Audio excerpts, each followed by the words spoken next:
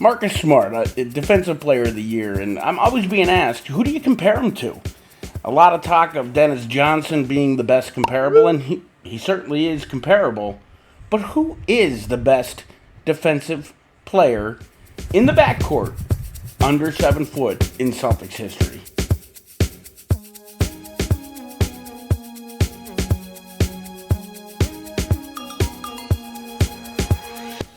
The similarities are striking. Both great upper body strength. Both Dennis and Marcus, clutch players. They can go 2 for 12.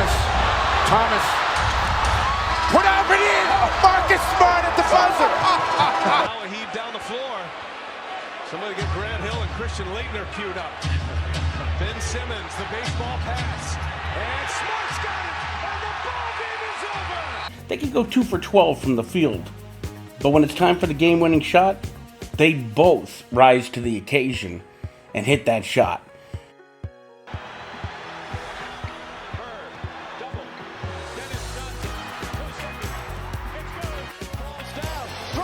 Schroeder to Smart, three-pointer, bang, bang, he ties the game. 2-2 is the series. Dennis Johnson, who is simply marvelous, hit the last basket of the game. Marvelous, hit the last basket of the game. They both rise to the occasion and hit that shot. Has fans scratching their heads over and over again. Marcus Smart, first guard to do it since Gary Payton did it way back in the 90s. And the first Celtics to do it since, Kevin Garnett. Ball fight. Tonight was a ball fight, man. Not bad company to be in. Of course, KG was a 4, probably more of a 5 by the time he got to Boston. But Garnett would like to say he's a 4. And Dennis Johnson and Marcus Smart both 1-2, crossover guards. What other guards or under 7 foot players in Celtics history have played defense quite like Marcus Smart?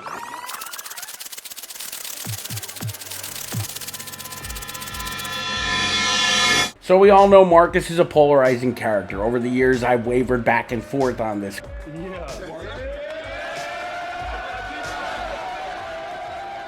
In the last 5 years, his defensive prowess is unparalleled. His one-on-one defense, who would think in his 8th season in the NBA he would take a step up from last season? He's back, and he is the Defensive Player of the Year. But who else in Celtics history ranks with him? There's a lot of good defensive guards.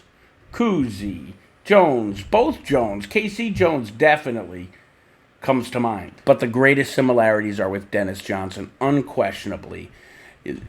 Like I said, they are both defensive stalwarts. They are strong upper body players.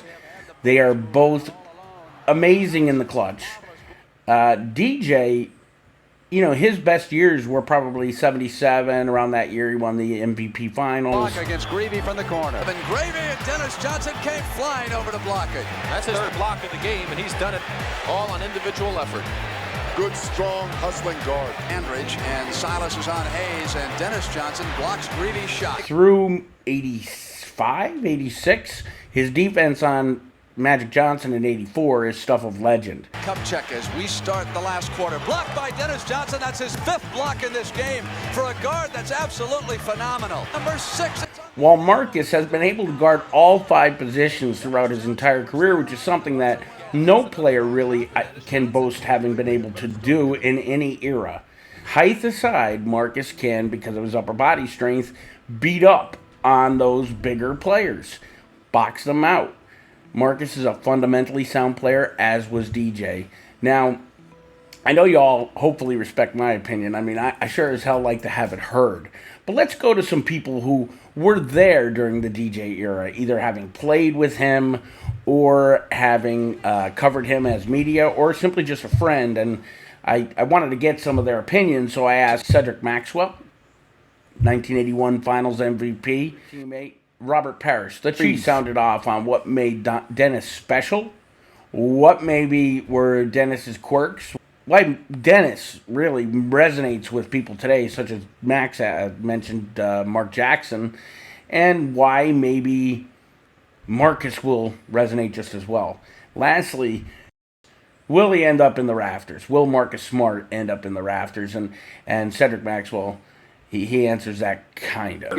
I've said this before, and I was talking to Mark Jackson about it just yesterday on the air. I said, Mark Jackson, I said, Marcus Smart is special. He's like, well, no, not DJ.